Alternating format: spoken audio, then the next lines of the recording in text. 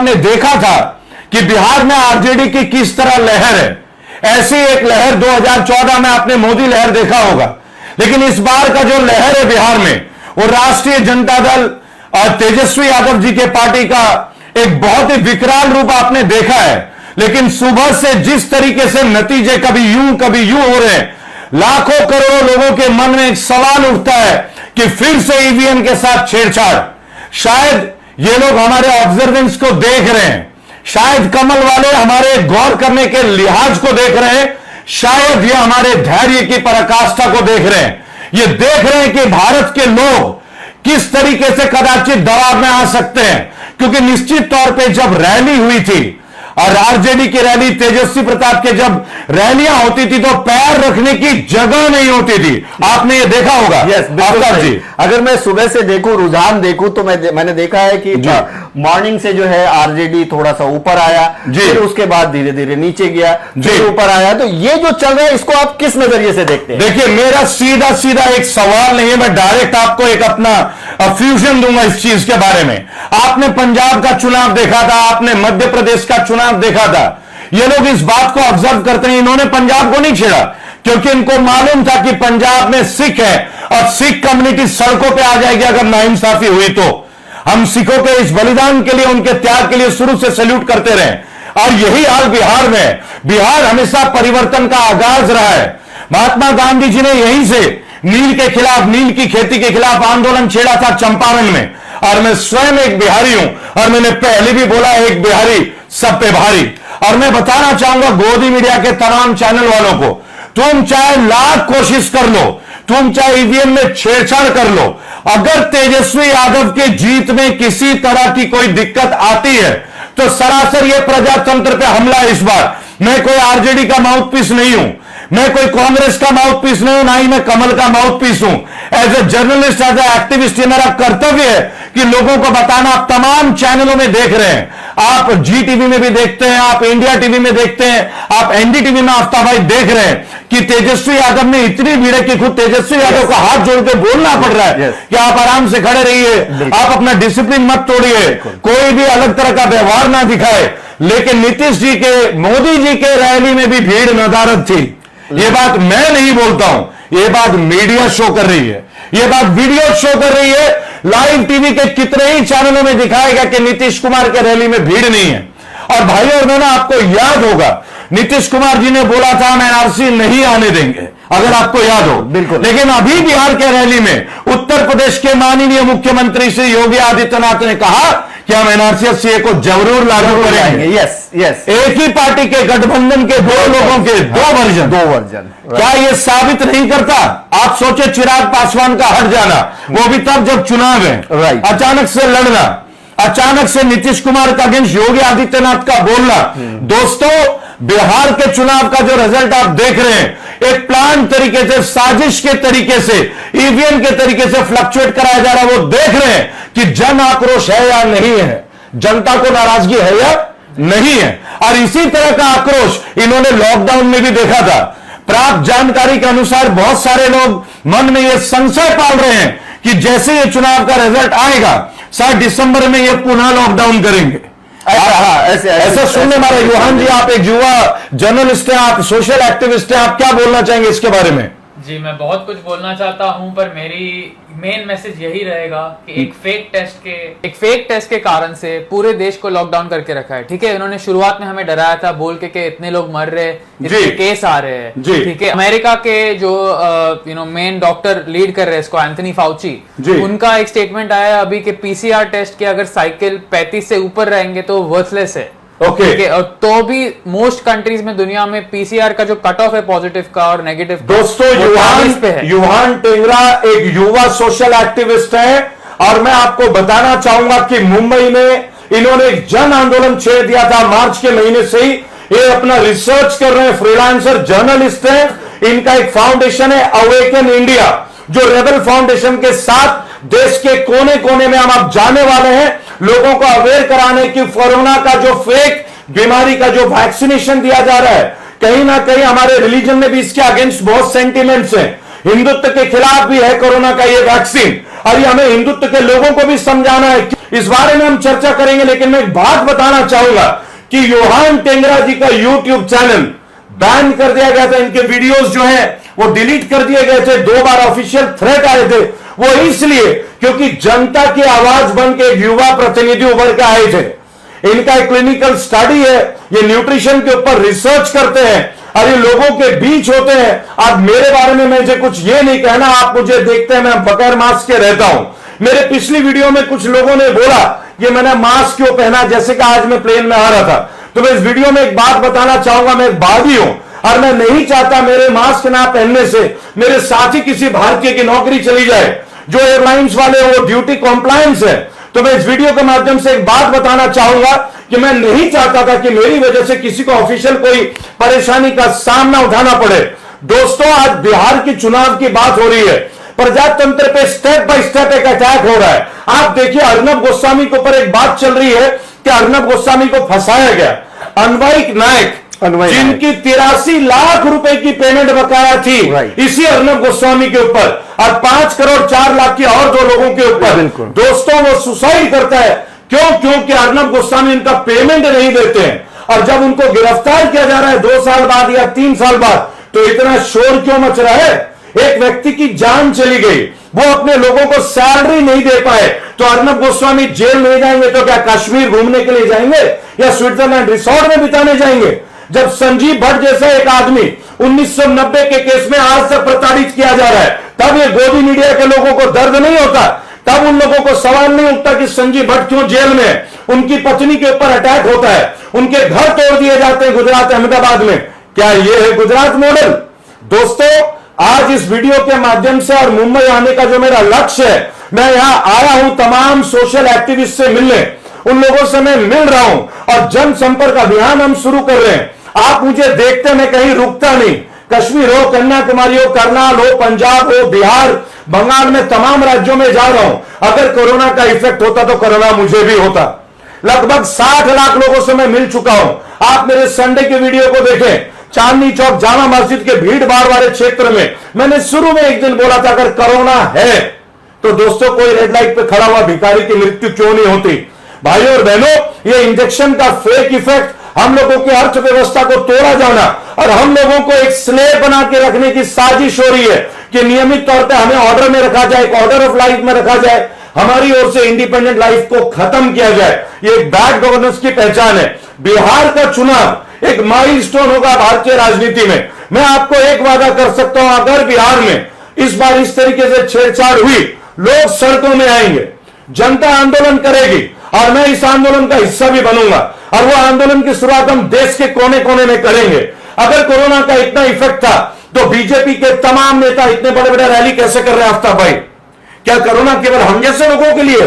मंदिर नहीं खोले जा रहे, मस्जिद के दरवाजे नहीं खुल रहे, हाजी अली नहीं खुल रहे। लोगों का इनफैक्ट लोगों का सवाल है जी कि आप बड़े बड़े रैली कर रहे हो, सब कुछ कर रहे हो जी, वहां पे आपको कोरोना इफेक्ट नहीं दिखता जी। मंदिर नहीं खोल रहे हो, मस्जिद नहीं खोल रहे हो, गुरुद्वारा नहीं खोल रहे हो, चर्च नहीं खोल रहे हो, क्या मंदिर, मस्जिद, गुरुद्वारा जैसी 5 जगहों पे ही कोरोना का अटैक होगा क्या? शराब खाने खुल रहे हैं, शराब खाने खुल रहे हैं, बाहर खुल रहे हैं, सारी चीज खोल रहे हैं, लेकिन मंदिर मस्जिद जहां पे लोगों को जाके सुकून होता है, क्योंकि ये हिंदुस्तान है हमारे, तो उसके बारे में क्या कहेंगे? देखिए, मैं एक बात बोलूंगा, पहली एक बात का मैं खंडन कर दूं, मैं हिंदुस्तान में यकीन नहीं करता, मैं भारत में यकीन करता हूं। मैं भारतीयों में भारत की बात करूंगा, मैं भारतीयता की बात करूंगा। आपसी मजहब की एक सौहार्दता का जिंदा मिसाल है हमारे ये मुल्क भारत। लाखों करोड़ों सिख, ईसाई, मुसलमान, हिंदू सभी का देन है ये भारत। बिल्कुल। और जब भारत की बात होगी तो सभी के लिए एक नियम और एक कायदे कानून बनेंगे। कोरोना के लिए अगर शादी ब्याह में 300 लोगों की परमिशन है तो रैली में भी 300 लोग ही होना चाहिए, जबकि आपको लाखों लोग, चाहे वो तेजस्वी यादव हो, चाहे वो कांग्रेस पार्टी के लोग हो, चाहे वो राहुल गांधी की मीटिंग हो, चाहे माननीय प्रधानमंत्री जी की मीटिंग हो। भाइयों और बहनों, मैं एक बात इस वीडियो में स्पष्ट बोलना चाहूंगा, तमाम उन नेताओं के खिलाफ मुकदमे दर्ज होने चाहिए, नहीं होने चाहिए क्या? बिल्कुल। आप हमें 500 रुपए का चालान लेते हैं, अगर हम गाड़ी में सीट बेल्ट नहीं मारते, अगर हम फोन पे बात करते हैं 10,000 का चालान है।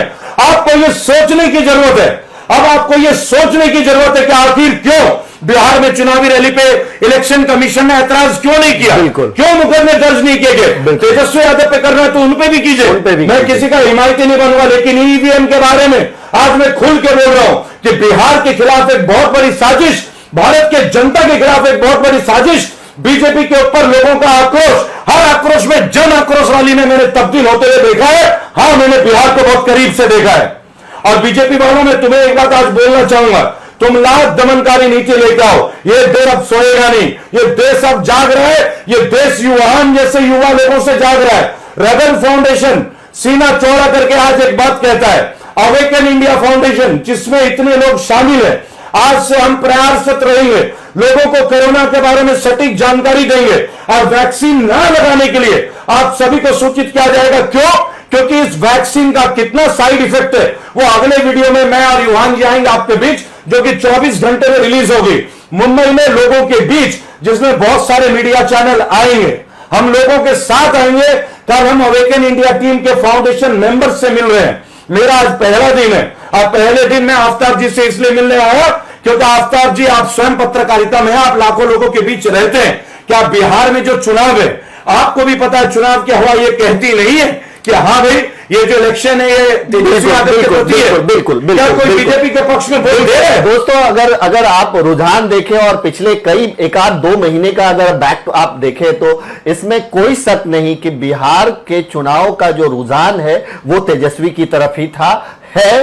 अब वोटिंग में जब काउंट हो रहा है तो ऊपर नीचे जब आंकड़े हो रहे हैं, एग्जिट पोल देख लिए आप जितने भी आंकड़े। अच्छा देखिए, इसमें ना आपको मैं बता दूं कि अगर मॉर्निंग से जो दिखाया जा रहा है तो ये टीवी का अपना एग्जिट पोल है, टीवी न्यूज का अपना एग्जिट पोल है, जबकि वेबसाइट पे जो उनके ऑफिशियल है वो एग्जिट पोल अलग है। तो ये दिखा करके कहीं ना कहीं रेवल जी ने जो बोला है कि लोगों को तोला जा रहा है, समझा जा रहा है, भ्रम को समझा जा रहा है, कभी ऊपर किया जा रहा है, कभी नीचे किया जा रहा है, और ईवीएम में कुछ तो झोल है ऐसा लगता है। मैं स्पष्ट एक बात बोलूंगा, आप एक फ्रीलांस यूनियन जर्नलिस्ट की मीटिंग बुलाए, माननीय प्रधानमंत्री ने 2016 के बाद आज तक कोई ज्वाइंट कॉन्फ्रेंस नहीं किया है, जैसे कि अमेरिका में होता है। ट्रंप हार गए लेकिन वहां कोई विरोध नहीं है, ट्रंप हार चुके हैं, वहां कोई विरोध नहीं है, वहां ओपनली मीडिया है और मीडिया को मुंह नहीं बंद कराया जाता। लेकिन यहां केवल गोदी मीडिया है, हर मीडिया में केवल लूटस है, लोटस नहीं है। मैं पुनः बोलूंगा, मैं आपको बोलना चाहूंगा, आपने मीडिया की बात की तो मैं बहुत अच्छी बात आपको ये बताऊं कि जब ट्रंप का जो एक प्रेस कॉन्फ्रेंस चल रहा था उसमें वो कुछ बोल रहे थे तो वो बहुत ज्यादा ऐसा लग रहा था कि झूठ बोल रहे हैं। वहां के मीडिया ने वो दिखाना बंद कर दिया और ये कहा कि हम इसे नहीं दिखा सकते क्योंकि ये फेक है। दूसरा आपने अभी अर्नब गोस्वामी की बात की। देखिए, आप भी बहुत कड़वा बोलते हो, लेकिन आपको मैंने कभी ये नहीं बोलते देखा कि ए मोदी तू क्या कर रहा है, ए उद्धव तू क्या कर रहा है, एसीपी तू क्या कर रहा है, रणबीर सिंह, ऐसा नहीं देखा मैंने, एक रेवल भी नहीं। दूसरी बात, अगर जर्नलिस्ट की बात करें तो ऐसा नहीं लगता कि अर्नब गोस्वामी की जर्नलिज्म ऐसा हिटलर शाही जैसी लग रही थी, वो किसी को भी मतलब फैसला सुनाने जैसा बात कर रहे थे। लाइन में इसका जवाब दे देता हूं। पहली बात, हमारे देश के प्रधानमंत्री माननीय है, हमारे देश के सभी सांसद और एमपी एमएलए माननीय है, लेकिन जब व्यक्ति विशेष की बात होगी तो उनके कार्य का चर्चा होगा, जब नेता की बात आएगी तो उनके संसदीय क्षेत्र की बात होगी, उनके पोशाक और गाड़ी की बात नहीं होगी। देश अभी विषम परिस्थितियों में गुजर रहा है, वित्तीय अर्थव्यवस्था से गुजर रहा है। ये वक्त नहीं है जब 8,000 करोड़ का प्लेन खरीदो, ये वक्त नहीं है जब इनोवा क्रिस्टा खरीदी एमएलए के लिए, ये वक्त नहीं है कि अब नेताओं को पेंशन दिया जाए। जब फौजी की पेंशन कट सकती है तो नेताओं की पेंशन भी करनी चाहिए। बिल्कुल, आपको सोचना होगा, आपने गवर्नमेंट टीचर्स का पेंशन खत्म कर दिया, आपने सरकारी नौकरियों का पेंशन खत्म कर दी, तो फिर ऐसी क्या बात है जो सांसद की आपने खत्म नहीं करी? जब आप ऐसा नहीं करते हो तब आपकी ईमानदारी पे प्रश्न उठते हैं। और as a journalist, as a social activist and as a Indian और एज ए सच्चे भारतीय होने के नाते ये मेरा फ्रीडम ऑफ स्पीच, अगर मुझे कुछ गलत दिखता है मैं गलत बात को उठाऊंगा, लेकिन तहजीब से। मैंने हमेशा बोला है हमारे देश में तहजीब और तमीज, संस्कार और शिक्षा, ये दोनों पैरेलल चलते हैं। मैं ऐसे कई लोगों से मिला, मैंने ऐसे कई लोगों से बात की, तो उन्होंने ये कहा कि जो जर्नलिज्म में अर्नब की देख रहा हूं वो मैंने सदियों से नहीं देखा कि इस तरह की भाषा का उपयोग, इस तरह का जो अटैक करना जैसे होता है। जब आप किसी को स्टूडियो में बुलाते हैं तो आप ये नहीं बोलते this is my show, this is my show. अगर ये आपका शो है तो आप ही बात कर लो भाई, आप ही बात करो, क्यों बुलाते हो? बेइज्जत करना होता है। और इसका मतलब एक है कि आप लोगों को यह दिखाना चाहते हैं कि मैं अपने शो में किसी को भी बुला के गलिया दूंगा, बदतमीजी कर दूंगा, and if that is how you say journalism in, then it's a dirty shit and nothing else. It's a dirty shit, because journalism, पत्रकारिता कभी बायस नहीं हो सकती। मैंने कांग्रेस को कभी सपोर्ट नहीं किया। मैंने अपनी पिछली वीडियो में राहुल गांधी से एक बात पूछा कि जब राजस्थान में बलात्कार होता है तब आपके होश उड़ जाते हैं क्या? जब पंजाब में बलात्कार हो जाते हैं मुंह में सेलो टेप लगा लेते हैं क्या? तो केवल बीजेपी की बात नहीं है, लेकिन अभी केंद्र में जो सरकार है, गवर्नमेंट की पॉलिसीज केंद्रीय सरकार बनाती है, राज्य सरकार नहीं बनाती, और वो सभी राज्यों पे लागू होती है। कोरोना एक्ट किसने लगाया? राज्य सरकारों ने नहीं लगाया। मास्क किसने कंपलसरी किया? केंद्र ने मॉल खुलवा दिए, मार्केट खुलवा दिए, बराबर। आप मंदिर मस्जिद क्यों नहीं खुलवाते भाई?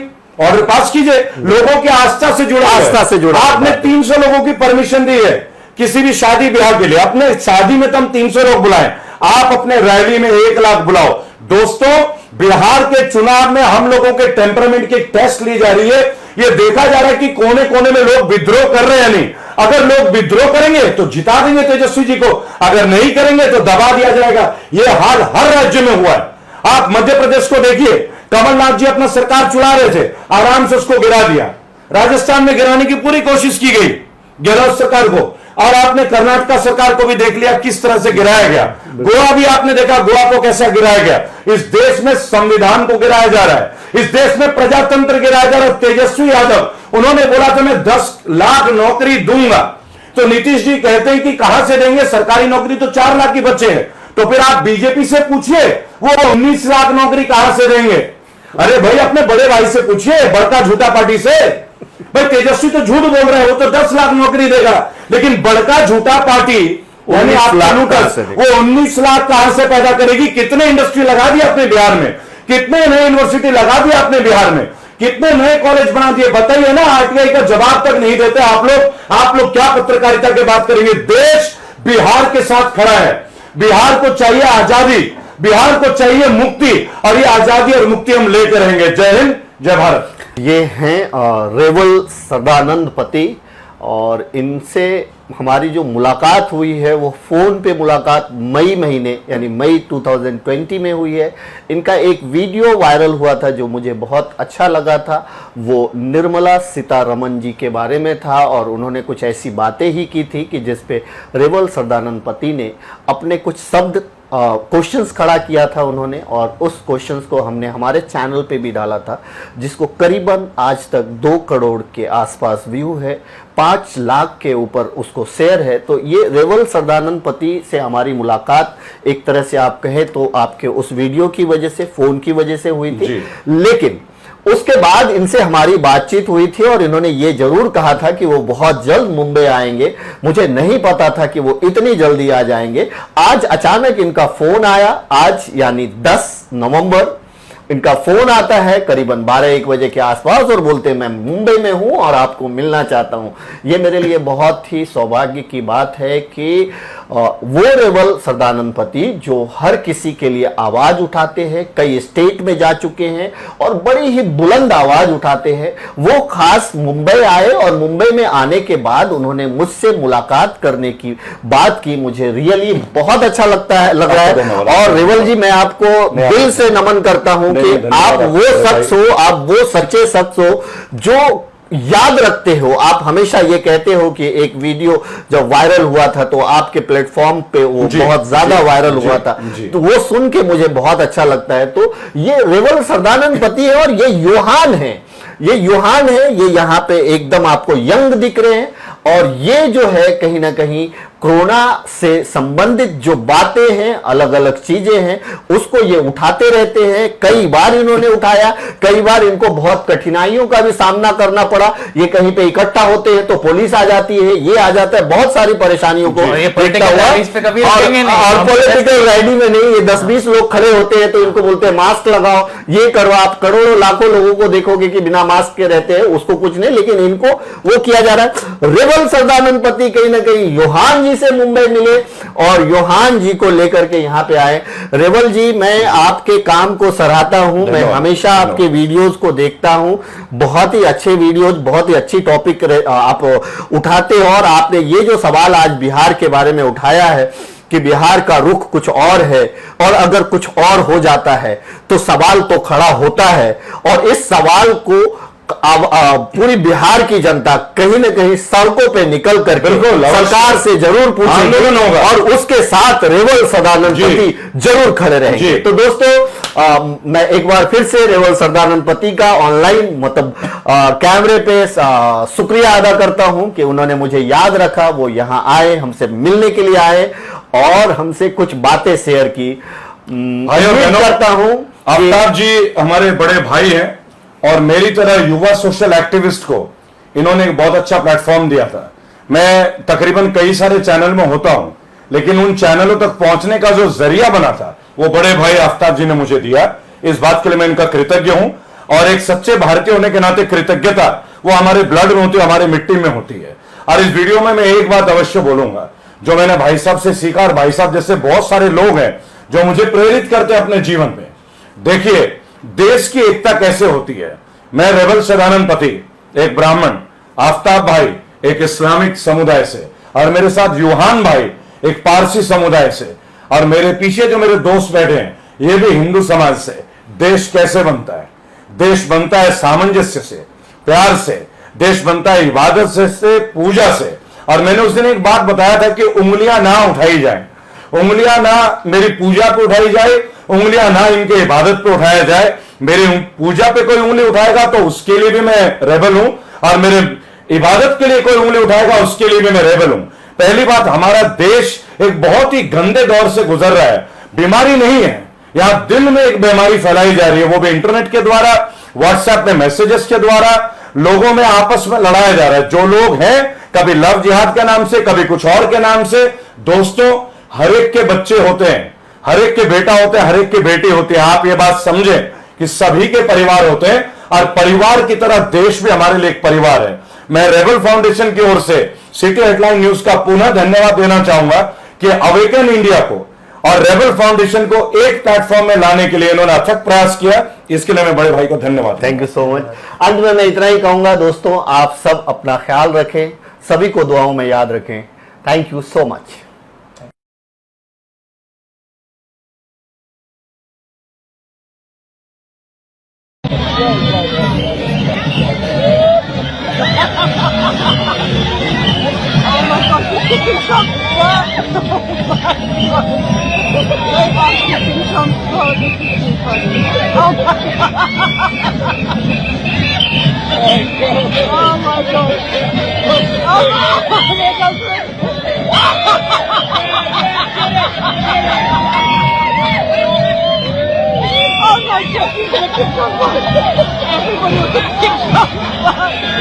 Everybody was a